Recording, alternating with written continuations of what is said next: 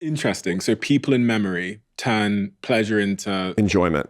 enjoyment. That's right. So alcohol, add people in memory. You know, the Anheuser-Busch Corporation doesn't put out advertisements of, a dude alone in his apartment pounding a 12-pack. Mm. That's how a lot of people use the product. But everybody knows that's an irresponsible, dangerous thing to do that can lead to alcoholism. What they show is the same guy with his brothers and friends, clinking bottles together, having a great time. That is pleasure, alcohol, plus people, plus memory equals enjoyment, and that leads to happiness because they want to join their brand to happiness, not just to pure pleasure, and certainly not to addiction. Same with like Coca-Cola. All the Coca-Cola ads are like the World Cup with your friends and in summer with your friends. And and that's actually less addictive. I mean, there are certain, the sugar and caffeine are certainly addictive, but they don't have the same properties of brain capture in the same way for sure, because they don't stimulate as much dopamine as something like alcohol does. And so they're less likely to make you really addicted. But the whole point is that it does give you a little bit of pleasure, but it makes you way happier if you get to enjoyment, and you only get that when you're doing it with people. Satisfaction. Satisfaction is the joy you get after struggle. You're an entrepreneur. You understand this one really well. You're good at deferring your gratification. All entrepreneurs are good. Successful entrepreneurs are good at deferring gratification, which means I'm going to do this hard thing, and it's going to get a big payoff, and that payoff is going to be sweet. That's satisfaction. There's a really funny thing about humans is that we need struggle and suffering for us to actually get the joy that we seek. And that's a really important part of our happiness. So you find the people who are better at deferring their gratification get more satisfaction, and they're happier. There's a lot of it. Remember, you've heard about the marshmallow experiment. Yeah. And people have debunked it, but they actually haven't. So the marshmallow experiment took place in the late 60s, where Walter Mischel was a psychologist at Stanford out in Palo Alto. He had a little laboratory setup where he would come in and sit down on one side of a table, and there was a kid on the other side of the table between 4 and 8 years old. And in front of the kid was a marshmallow. And so he says to the kid, "You want the marshmallow?" And the kid's like, yeah. He says, "I'll tell you what, I have to go take a phone call in the back here. But when I come back, if the marshmallow is still there, I'll give you another one. Can you wait?" Every kid's like, "Yeah, totally worth it." He comes back 5 minutes later or so. 80% of the kids had eaten the marshmallow. 20% of the kids hadn't. Now that's a lot. 80% of the kids could not defer their gratification. So the real question is, who's the 20%? It's Steve Bartlett. These are the people that went on to do distinguished things. They did better in school. They got better grades. They went on to have more job success. They had better relationships. That's what they found, that the most successful kids. Now, what people fight about now is why, whether it's nature or nurture. It's probably 50-50. Like everything else in life, it's both nature and nurture. But the bigger point is good things come to those who wait. And when you wait, you suffer. And you need that suffering as part of the basic satisfying experience. Now, the bigger problem with satisfaction is that Mother Nature has a big lie at the end of it. Mother Nature says, if you get it, you're going to love it forever. And that's not true.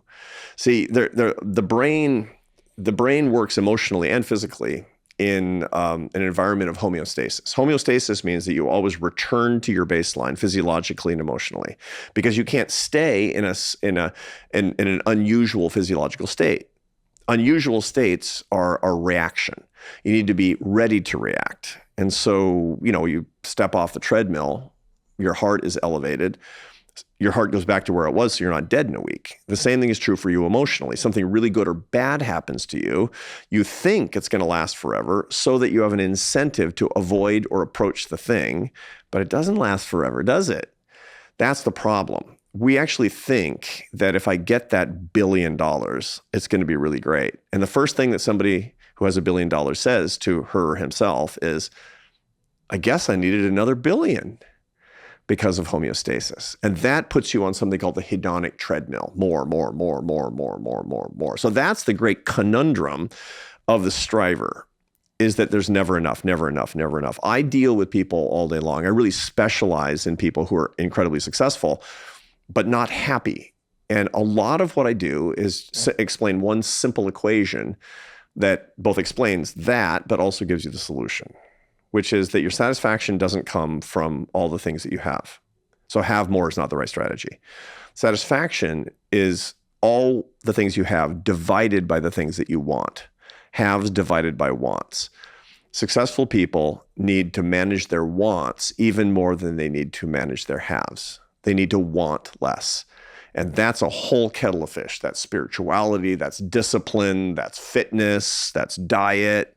That's a whole lot of things that go into that. And that will help you actually get enduring satisfaction. Sounds like a contradiction though, doesn't it? It sounds like a contradiction to that the striving and the struggle is going to make me happy, but I should want less. Yeah. What people actually who crack this code, and a lot of, Eastern traditions actually get into this, is not that striving is bad, but that striving in itself has a reward to it. That the process and what you find out along the way is that what you wanted was not arrival. What you wanted was progress. And then you start to get the reward from the progress itself. There's a funny thing in the research on dieting. We all know that it's the most expensive, unsuccessful industry in the world, right? 95% of diets fail, which means within a year, people have gained back all the weight that they've lost. But they're successful insofar as that almost everybody loses weight when they go on a diet. Here's the thing about diets. Every day, you're willing to forego the food you like in exchange for the reward, which is the scale going down. When you hit your goal, it's going to be so great. It's going to be so great. You know what the reward is, Dave? You never again get to eat the things that you like for the rest of your life. Congratulations. Once you've got there. That's why you failed. And the arrival fallacy, which is an identifiable phenomenon in my field, is that it's going to be sweet when I get to the goal. It isn't.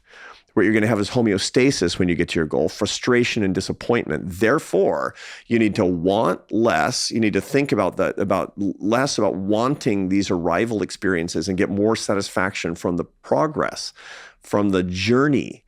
That's really what it comes down to. And people who crack that code over the course of self-discipline, self-understanding, self-management, they can actually experience remarkably higher satisfaction. The Dalai Lama, I've been working with the Dalai Lama closely for the past 11 years.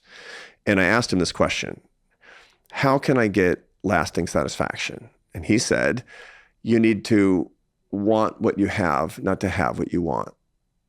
And that's what it comes down to. It's the management of my wants, not my haves.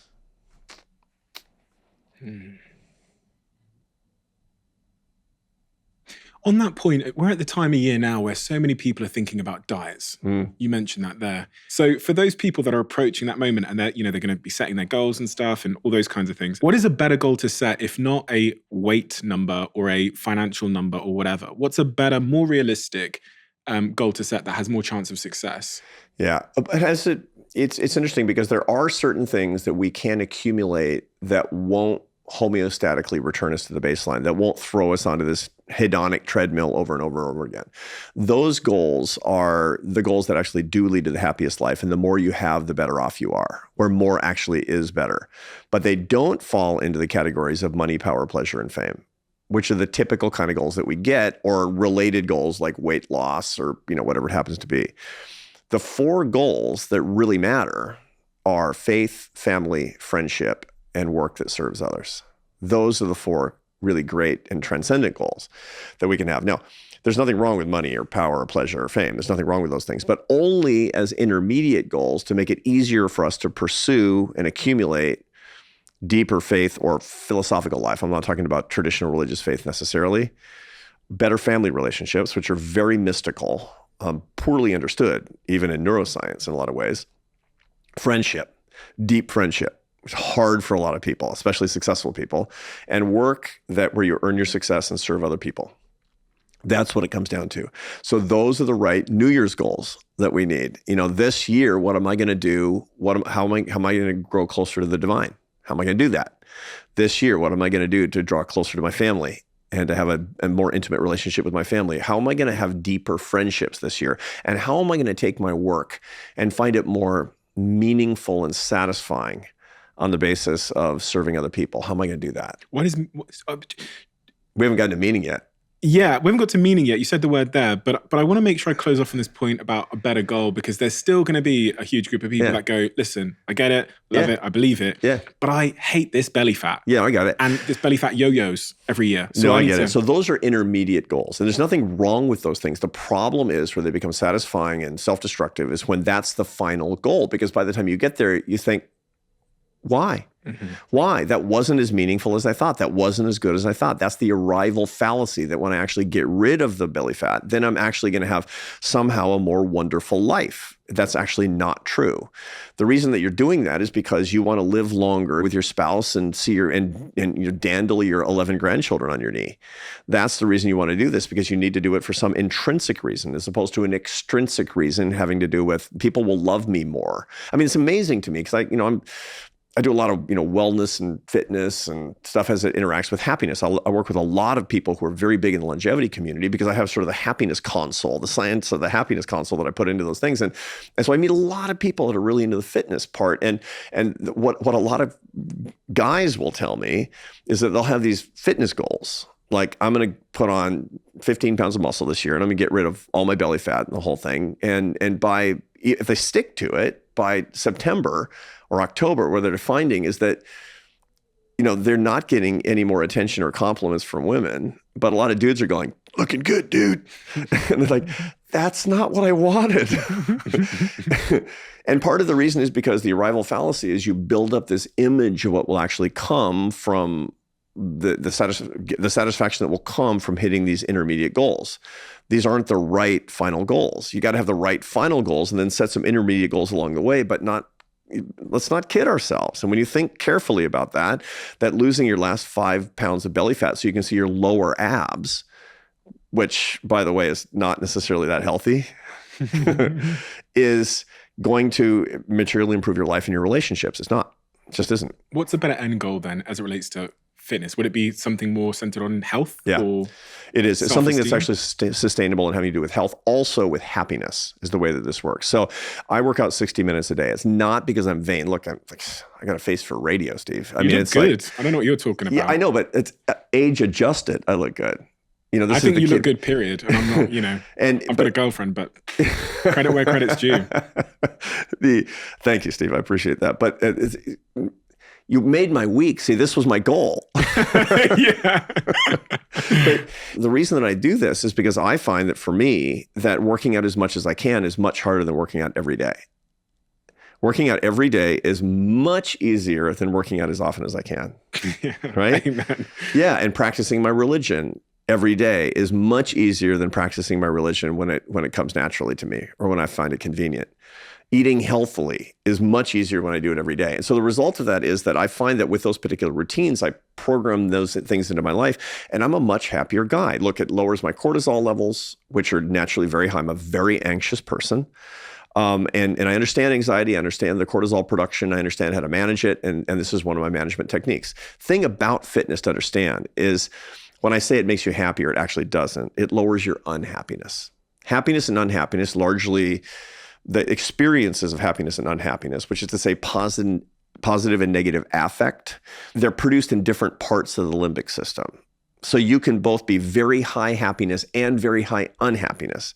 I have tests for that I put my students through. You're probably somebody who experiences both very high positive affect and very high negative affect. We've only met, but my guess is that you're a mad scientist. That's the profile. And so what that means is you've got two strategies. You want to keep your positive affect high and you want to manage your negative affect. And one of the best ways to manage your negative affect is physical exercise, vigorous physical exercise. Today for me was leg day. I hate leg day, but I feel pretty good right now. Okay, that makes sense. I've got an answer there that I'm super clear on. I should be aiming at the end goal of happiness ultimately, even if the intermediary goals are things like belly fat and these short-term things that are measurements of my progress towards the bigger goal. And the real key here is consistency. Yeah. This was the big unlock for my whole fitness thing, because I was that person, which will be 90% of people listening now, that made the goal every year that I was going to go to, change my life every year. Right. Never worked. Right. Because I was aiming at getting a six-pack for summer. So when I arrived with the six-pack. And it worked. Or summer. Yeah. It was great. I looked great. I think I got a couple of compliments, which was nice. However, the minute summer finished or the six-pack arrived, I could not find for the life of me the motivation. No. So I'd go into winter and I'd become There's no willpower that can like you cannot muscle these things out unless they become a part of your life. Consistency, making my goal consistency and habits was the big unlock for me. For sure. Because then, the goal becomes, if I go to the gym every day, if I make that part of my habits, I'm going to be healthier, happier, better at my job. Fucking, is there anything more important? Is that less important than a six pack? And that mindset shift changed my life. For sure. Meaning was the last of the three. Yeah. Meaning is the why of your life. This is the hardest for most people, especially young adults. This is really, really hard. So meaning is really a combination of three things. It's coherence, purpose, and significance. Coherence is things happen for a reason. And so meaning in your life means you got to have a theory about why things happen. It's like, it's one damn thing after another. I mean, you got to have some concept of why things happen. Purpose is my life has direction and has goals. That's what purpose really is. I'm going in this direction toward these things without getting stuck on the arrival fallacy. And the last but not least is significance, which is it would matter if I weren't here. I'm significant. Those are the three parts of meaning in people's lives, according to philosophers and social psychologists. So there's a test that I give my students that kind of encompass these three ideas so you can remember them into two questions. And you have a meaning crisis if you actually don't have answers to these questions that you believe. And there's no right answers. You just got to have your answers. You want to play? Yeah. Here's the quiz. Question number 1. Why are you alive? You can answer that in terms of who created you or what you're on earth to do, or both. Okay, so why am I alive? That's something that I get to answer every single day. I get to define that by what I chose to do this morning when I woke up. What was it? I went to the gym. Yeah. I was on the running machine because I know I've got to, not going to be able to today. And then I came here and had this conversation with you. Yeah. But why are you doing this conversation with me, Steve?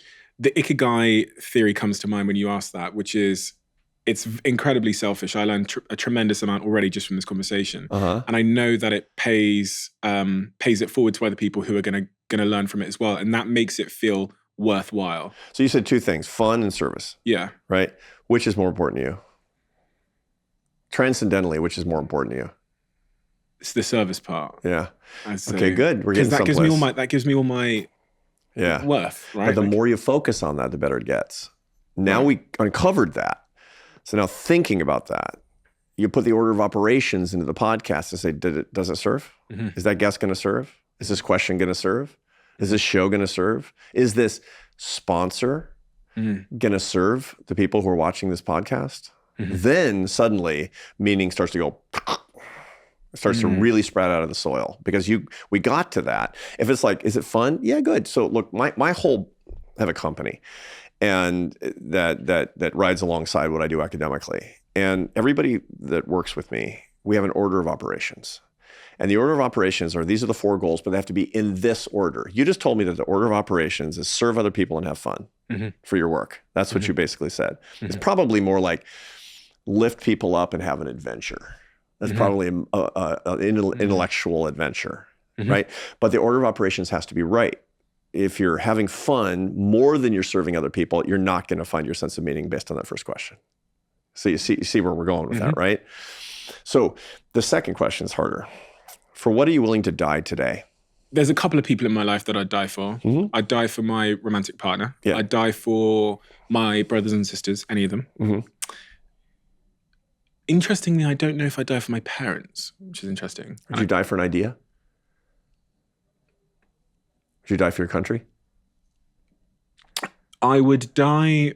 When you say for my country, do you mean to save the country? I don't know. I mean, if you were called to, even if it were ridiculous, even if you thought it were ridiculous, would you die because you love your country? It depends what you mean by that. What's the cost if I die? What's the cost if I stay alive? No, I know, and everything is context specific to a certain extent. But really, what I'm trying to see is what's your kind of reaction is to this. To see there are good things in there. You are willing to die for your girlfriend. Yeah, and my brothers willing to die for your brothers and sisters. Yeah. Mom and dad, it's like, jury's kind of right. Does your mom listen to this podcast? They do, but I'm just being honest because I think, I don't know why I said that, but I don't know for sure. This is good. This is really important, right? This is worth thinking about right now. The worst answer is, I don't know, or nothing. Those are the worst answers. And that doesn't mean it's a problem. On the contrary, it's a huge opportunity, huge entrepreneurial opportunity to realize you don't have answers to these questions, because you don't have to go to, get your PhD in philosophy. You don't have to sit at the mouth of the cave with the guru someplace in the Himalayas. You need to look for your answers to these questions. That's it. That's the quest. That's the vision quest. So, and when you see somebody find these things, like a lot of young adults they're nowhere near you where you are on your journey. You're solid, Steve. I mean, this is good stuff. But I meet a lot of people like, why am I alive? Because an egg met a sperm. Really? Yeah. And what are you willing to die for? Nothing really, or I don't know. Right? A lot of people, and then they uncover that they don't have a why, is what it comes down to. Repeat the questions again. Why are you alive? And for what are you willing to die this very day? If you love the Diary of a CEO brand and you watch this channel, please do me a huge favor. Become part of the 15% of the viewers on this channel that have hit the subscribe button. It helps us tremendously, and the bigger the channel gets, the bigger the guests.